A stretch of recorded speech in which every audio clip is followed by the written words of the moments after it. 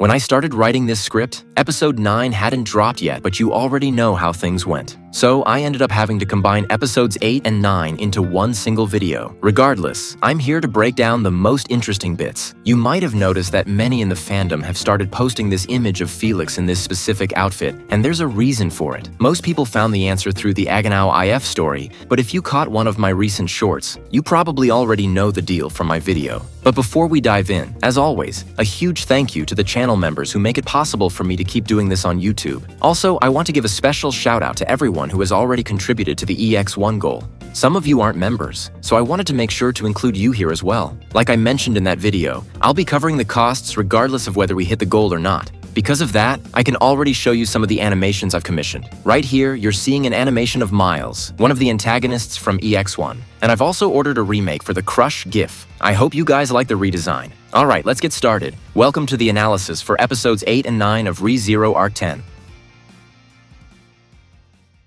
Honestly, shippers are going to absolutely love episode 8. There are so many, and I mean so many, really sweet interactions between Subaru and Crusch. I know they're technically just best friend vibes, but you know how the internet works. It's inevitable that people are going to start shipping them as a couple. I don't want to get into filler territory here, but I've seen some of you asking if Amnesiac Crusch actually has romantic feelings for Subaru. The truth is, the source material is a bit contradictory on this. On one hand, we have the author saying in an old Q&A session that Crusch doesn't feel that way about Subaru. But then, when he's asked about Crusch's type, the description he gives is, well, specific. He says she likes someone strong-willed, optimistic, someone who doesn't get discouraged easily and stays cheerful, as someone she'd never get tired of looking at, someone who makes her feel a sense of warmth in her heart whenever they're together. Tell me I'm not the only one who thinks that both Forier and Subaru fit that description to a T. Of course, Subaru only fits that because of the successful loops, but I think we're getting a bit off track here. As soon as they arrive at the mansion, they're greeted by Wilhelm, who goes to bring Crusch out. While they wait, the author makes a point to describe Subaru's nervousness. He literally couldn't stop fidgeting with Beatrice. When Crusch finally arrives, the characters start catching up. After a brief check-in on her physical condition, where we learn she's still having trouble seeing out of her left eye, they talk about everything. They discuss Priscilla's death, the need to keep moving forward with the royal selection, and other small details. But the most heartwarming part was seeing Subaru get so emotional just from seeing Crusch looking healthy again. Then, in the middle of their discussion, the narration describes how Crusch's voice starts to crack, sounding like she's on the verge of tears. Obviously, she's well aware of the terrible political position she's in right now. Seeing her so vulnerable, Subaru grabs her hands and tells her she hasn't done anything wrong, and that they'll truly face off in the selection soon. However, this moment, which should have been a win for the Subaru/Crusch shippers, ended badly. That's because Crusch realizes that Subaru's arm, which was previously infected just like hers, is now completely back to normal. I actually really like this moment because of how the novel narrates it. It tells us that Crusch said something so shocking that Subaru found it hard to believe. He even thought he was hallucinating. The author leaves us hanging for several pages, wondering what she actually said, until Subaru later recalls her words. The moment she realized Subaru had healed without the church's help, she said, "How unfair." It's no wonder that, shortly after, Crusch says she needs to rest and politely asks them to leave. I know some might see this as a negative or selfish act, but we have to understand that things are incredibly difficult for her right now. More importantly, we're seeing a side of Crusch that we've never seen before. As they leave the mansion, Wilhelm asks Subaru if they can head to the royal cemetery to meet and speak with Felix. I really love this moment, especially seeing Wilhelm acting as the peacemaker, trying to help everyone get along, especially since, in his youth, he never paid attention to those kinds of details. The day Grimm, his old friend, comes back and sees how much Wilhelm has changed in his final years, man, I know I'm gonna shed a tear. It's just a shame Wilhelm can't be that wise when it comes to his own grandson Reinhard. While the gang heads to the cemetery, they have an interesting talk about how bodies are cremated in this isekai world. This, in turn, helps explain some details from the war in Arc 8, where the resurrected zombies were brought back using dirt rather than their actual remains. But this brings me to a very specific question. See, in the past, when Felix revived someone, he did it because the corpse hadn't been cremated yet. But if he tried to revive someone powerful to keep them under his control, just like Sphinx did, he wouldn't be able to, because the soul has already been cleansed by Ad Laguna. Sure, Sphinx could bypass this because she used an authority that ignores the world's rules, but Felix doesn't have an authority. That really limits the pool of people he could potentially bring back. I know it was mentioned in his novel that the reason the last person he resurrected didn't turn out right was because he didn't bring the soul back to the body. But it makes me wonder, if Felix gets serious, could he resurrect someone's soul and all? Or can he only resurrect souls that carry such heavy regrets that they weren't cleansed by Odd Laguna? Why am I bringing all this up? Because Arc 8 emphasizes that those with lingering regrets were the ones brought back. Now that they're in a cemetery, I can't help but think that maybe, just maybe, Felix will end up reviving Forier. Just like those who were resurrected in Arc 8, it's very likely Forier carries the regret of never being able to tell Crusch that he loved her. But anyway, putting my fanfics aside, the group reaches the royal mausoleum and they see a boy walking out wearing a blue male uniform. That boy was Felix. For the first time, we don't see him dressed in feminine clothing, and that can be explained in the following video. Felix wasn't always the femboy you love so much. He actually started dressing that way because of a promise he made 6 months after Crusch saved him from his abusive family. Back then, tormented by his own weakness, Felix trained obsessively with a wooden sword until his hands bled. He hated his slender, feminine body. He hated lacking the strength to protect the person who gave him a reason to live. He hated feeling that way. He felt his delicate appearance was an insult to what a knight should be. One day, while he was wallowing in despair after failing his training, Crusch appeared. She took the sword and with overwhelming elegance and strength demonstrated the massive gap between them. But she wasn't there to humiliate him. Seeing Felix depressed over not having the strength to be a knight, she deliberately cut her hand on the thorns of a nearby flower. Seeing her in pain, Felix rushed to heal her. That's when Crusch told him that just as a knight prevents others from getting hurt, a knight can also be someone who helps and heals the wounded. After shifting his perspective, she told him that even if the Sword Saint himself had been there the day she was injured, not even he could have saved her. She survived solely because Felix was there. These words changed Felix's world. As you can guess, this led him to master healing magic and admire his mistress even more. Seeing her servant's genuine smile, Crusch couldn't help but confess something. Her father used to tell her that her face wasn't cute, not because she wasn't beautiful, she is, but because Crusch was always criticized for having a masculine personality with almost no feminine charm. Crusch was trapped. She was expected to lead like a man, yet judged for not being the type of lady society wanted. With a sad smile, she told Felix that she would likely have to abandon her sword training once she became Duchess. She was ready to give up the things she loved and her personal dreams for the sake of duty. Felix couldn't let the person who saved him sacrifice her happiness and true self. So, without overthinking it, but knowing he would never be physically strong like a man due to his childhood, he made an offer. He would become the feminine side everyone expected of Crusch. In exchange, Crusch only had to be the masculine side Felix could never be. That way, both could achieve their goals without sacrificing anything. Crusch let out a laugh and accepted the gift. To seal the pact, she took the white ribbon from her hair and placed it on Felix. He did the same, handing her his own. That is why the white ribbon Felix always wears on his head is, in reality, Crusch's ribbon. And the accessory she wears is actually Felix's. Now, do you understand why Felix suffered so much when Crusch lost her memories and was infected by Capella? Remember, I've started a series on cut content on the... As we can see, the reason your favorite femboy started dressing that way in the first place was because of his promise to Crusch. But now that he's no longer by her side, and since it's been revealed that he left the faction on his own, it only makes sense that he's dropped the outfit and those specific speech mannerisms. He's just not with her anymore. What's interesting is that he's most likely wearing the same clothes he wore in an alternative route. In the Agonau IF, because Felix forgot Crusch, he also forgot his promise, which is why he started dressing in a similar way. After he talks to Subaru and the others about the reason for his departure, the story mentions that the MC wants to go talk to Crusch, but Felix asks him not to make things worse and to not end up doing something stupid. Honestly, I get that Subaru is impulsive and struggles to read the room in these situations, but even I have to admit it's getting annoying to see him have these little moments of arrogance, as if he were still Arc 3 Subaru. Of course, the author makes sure he doesn't actually follow through on those actions by using the other characters to stop him, but I really hope that in the upcoming episodes, Subaru shows some better tact on his own. Hell, honestly, at the very least, I hope he shows a bit more maturity in the light novel version of this. Next, Felix invites the group to the royal mausoleum to pay their respects to Forier.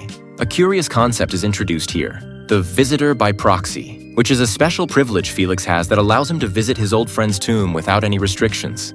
And this is where we get the revelation of several things that us cool kids who read the novels already knew. Things like Crusch and Forier's romance, details about Forier's personality, and a comment from Felix about how Subaru reminded him of the prince. Actually, there was a comment made today that I didn't remember from EX1. I'll probably confirm it once I reread the novel, but apparently, Forier used to mingle during the food distributions organized by the Dragon Church, which almost caused some major political friction. I've read the side stories centered on Forier, and that detail wasn't mentioned there, so it's a nice surprise for me. Unless, like I said, it was an EX1 and I just forgot. Anyway, since we're reminiscing about Prince Forier, I'm going to share an exclusive excerpt with you guys, something I'm sure you haven't read because it was only recently translated. I'm talking about a moment in a novel where Reinhard and Julius remember the prince shortly after his death. The dialogue is honestly beautiful. If you're familiar with Reinhard and Julius as characters, you'll find their words very interesting. And if you don't quite get it, leave me a message in the comments and I'll explain, provided you've donated, of course. Just kidding, just kidding. I'm only joking. But remember, I'll be doing the EX1 project soon, so if you can collaborate to help bring it to life, please consider supporting the goal. I already left all the details in the previous video, so go check that out if you want to know more. Now let's get into the excerpt. In the back of the tavern was a private room, a space with thick walls designed for absolute soundproofing. The silver shield was highly valued by knights for this very reason. There was no fear of secret conversations leaking out, as both the owner and the clientele belonged to the same privileged circle. After locking the door, Reinhard leaned against the wall and went straight to the point, asking if the reason for this clandestine meeting had to do with the royal selection. The room was austere and functional, featuring only a round table and 2 chairs, a setting stripped of unnecessary decorations to ensure that not a single word of Reinhard's would ever leave those 4 walls. Julius, for his part, fully trusted his red-headed friend's discretion. Lowering his gaze as he braced himself against the table, Julius confirmed that he had, in fact, encountered a 3rd candidate, whom he had recommended to the council that very day after her qualifications were confirmed. Reinhard noted that if that were the case, the 3rd aspirant was also a woman, suggesting that all the dragon maidens might end up being the same sex. When Julius asked if the idea of a woman on the throne bothered him, Reinhard clarified that he had no complaints, as long as the person was worthy. Though he did point out a pragmatic concern, the next monarch would be the founder of a brand new royal line. From a purely biological and dynastic standpoint, he believed that a line of succession was usually easier to consolidate through a male heir. While Reinhard analysed the situation from this different angle, Julius silently brushed his bangs aside, all well aware that the kingdom of Lugunica wasn't just kingless, it was facing the total extinction of its royal family. They agreed that, given the circumstances, the most natural outcome seemed to be Duchess Crusch ascending to the throne. They discussed how her family had always been close to the crown, even sharing some of that blood, and highlighted Crusch's immense potential and firm determination to rule. However, as they delved deeper into the Duchess's motives, the tone of the conversation grew more melancholic. They mentioned the tragic fate of the royal family, and on a more personal level, lamented the loss of Prince Forier. Reinhard fondly remembered the prince as a fair person who never gave him special treatment for being the sword saint. Though both smiled as they recalled that Forier's true interest had always been centered on Felix and Crusch herself. Julius admitted that while his contacts with the prince were brief, they were always enriching. Reinhard then caught a note of doubt in Julius's voice, when the latter commented that although it was noble and beautiful for Crusch to inherit Forier's will, something didn't quite sit right with him. Julius closed his eyes, recalling Crusch's recent declaration of war against Anastasia at the castle. While it was true to her honest character, there was something about her obsession with the throne that unsettled him. Julius reflected on how Forier remained like a warm wound in their hearts. You say, but he wondered what would happen if, in Crusch's case, that wound was so deep and burning that it could never heal, born from a desperate desire to never forget, nor let the world forget. Frustrated at being unable to find the exact words, Julius recalled a spontaneous comment he had heard before about whether a story looked right. Finally, Julius raised the ethical doubt that tormented him, whether they should accept a king occupying the throne with a heart chained to the past. He questioned if a knight's honour truly consisted of placing a wounded woman in power, even if she were to be a wise ruler. For him, a knight's duty was to embody the ideal of chivalry and maintain unwavering loyalty, something he felt he couldn't fully achieve under the service of someone in Crusch's current state. He concluded by expressing his wish to dedicate his sword to someone he could trust and follow without the slightest hesitation. In reality, the story continues with Julius asking Reinhard to please become Anastasia's knight, and Reinhard accepts. If you're wondering why Reinhard didn't actually become Anna's knight at that exact moment, well, you'll have to go read the novel. But back to the present. Felix continues to describe how, following the deaths of Forier and the rest of the royal family, the nobles of the country were more concerned about the potential collapse of the Dragon's Pact than the actual tragedy itself. I'm not going to dive deep into that right now because I assume those of you watching already saw my breakdown of it in the previous episode of this analysis. I don't think my audience needs me to repeat myself every 5 minutes. There's another small detail that I absolutely loved. which is how Felix ends up saying the exact same words Crusch said in a failed loop. The idea that it is unacceptable for an aspirant to the throne to leave the things they must do in the hands of others. Honestly, I think we need to analyze Arc 3 a bit more because a lot of what happened there is repeating itself. Subaru was humiliated by Julius, then Julius gets humiliated by someone else in the same way. Subaru makes a fool of himself and ends up distanced from his candidate. Now Felix makes a fool of himself and is also distanced from his own. One thing I want to add involves some of the futures that Emilia saw. See, now that the power of the sacrament of the immortal king, a power capable of reviving people that requires soul integration to work, is being mentioned so much. Let's just say there's a specific line Emilia saw at the end of Season 2 that has a lot to do with this. To top it off, this line is mentioned by Felix himself, and it's the one you're seeing right now on the screen. That, combined with the future where Reinhard and Subaru fight, makes me think we are very close to seeing some truly insane timelines. But let's move on to the final point. After leaving the mausoleum, Emilia and Subaru offer Felix the chance to stay with them for a few days. They aren't saying this to get him to join their faction. They are genuinely worried about him. But since Felix, despite distancing himself from Crusch, remains fiercely loyal to her, he doesn't want to put himself in a situation that could cause misunderstandings for him or his former lady. Then, Beatrice tells him that she owes him a debt for all the times he helped Subaru in the past, and she vows to help him when the time is right. Surprisingly, Felix ends up genuinely moved by Betty's words, and after that, he parts ways with our protagonists. And then, ladies and gentlemen, comes the part that made me literally jump out of my chair and scream like a Gen Alpha kid getting their phone taken away right in the middle of a TikTok and Roblox session. Traje bien confeccionado y mandaba una mujer elegante con su cabello y barba cuidadosamente arreglados. Se trataba de... ¡Oh! ¡Ruso! Al fin. Al fin aparece el jefe de las 6 lenguas, el jefe de la CIA, del FBI. To be honest, I wasn't going to include that clip, but I'm doing it so my English channel audience can see that I actually use my real voice on my main channel. But getting back to the topic, I'm really hoping the author explains soon what Russell and his group were up to during Arc 9. I know that no matter how powerful they are, they couldn't have done much against Aldebaran, but I still want at least a crumb of an explanation. If you don't know who Russell is, or what his organization does, I'd suggest checking out my short where I break him down. I thought about including the full video here, but I just uploaded it recently, and I don't want to spam you guys. Anyway, it's revealed that Russell came to talk to Felix. Well, saying he came to talk implies Felix had the option to say no, which he definitely didn't. In fact, it's mentioned that someone is threatening Felix with a sword, which feels a bit strange to me. Felix can't be killed by a mere sword, but it's also true that even though he has the means to counterattack, he won't. And that's because he refuses to use his power in that way. I imagine that because of this stalemate, Felix will have to give in to their demands. I have to say, the aura Russell was giving off was top tier. He revealed that he shut down the entire street just to make sure no one would interrupt his interrogation of Felix, an interrogation he couldn't perform before because Felix was under Crusch's protection. This reminds me that there's another group of 3 loser thieves who might end up just like Felix if they distance themselves from their candidate. I'm talking about the thieves from the very beginning of the story. If they're still breathing, they're only still alive because right after they messed up with Russell, a candidate took them into her faction. But in the end,